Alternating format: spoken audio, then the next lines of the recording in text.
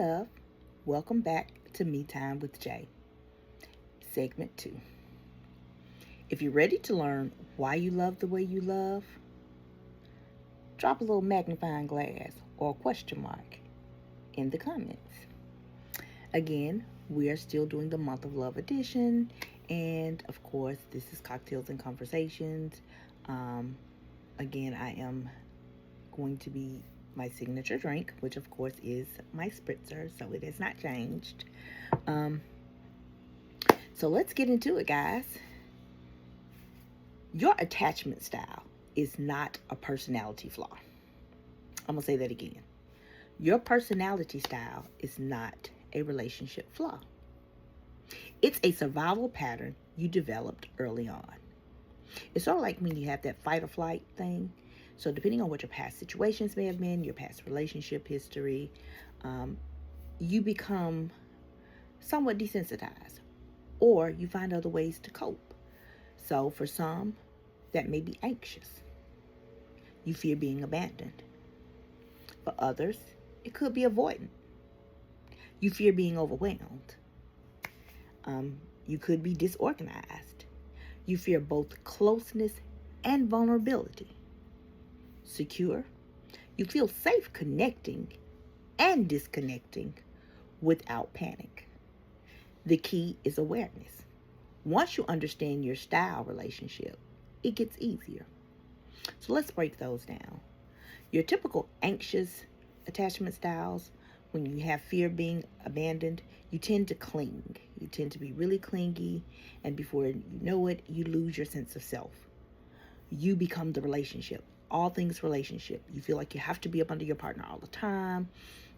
You're worried when you're not with them. You tend to think the worst, of thinking that the other shoe is going to drop. That's not love. That's anxious attachment style. And so the thing to do is to work through where those feelings come from. What's caused you to feel anxious in that moment? You cannot go forward in relationships if you have not discovered what you may have done differently in the past when you reflect. So what that looks like is not taking accountability for someone else's actions, but only the parts of that relationship where you know there was something different you could have done that may have had a different outcome. Again, that's not accountability for what the other person did. It's simply saying, okay, for example, if someone says that their partner didn't, communicate well with them, could it be you were listening to defend and maybe not really hearing them? That will be the part that you would own, just that maybe you could have been a little bit more open to hearing a different perspective. Doesn't make you wrong. It just means that's something that you can work on. And that's just an example, but we'll go into it a little bit more in depth as we get further into the series. When you think about avoidant are usually people who have been hurt so much that you just kind of avoid anything. You avoid confrontation, so you may become what we like to call sometimes people pleasing. It's okay, I'm just going to go along to get along because I don't want conflict. I don't want drama. I don't want to argue. I don't want to do any of these things. I just don't. I just want to be here. I just want to enjoy with a little happiness. And so that may be avoided. The problem is when you go along to get along, nothing gets resolved.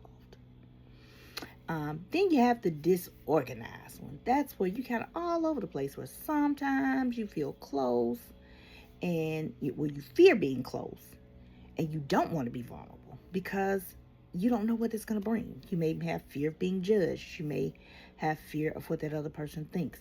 You may fear that you just may not agree and it may not work out. That's what we call disorganized.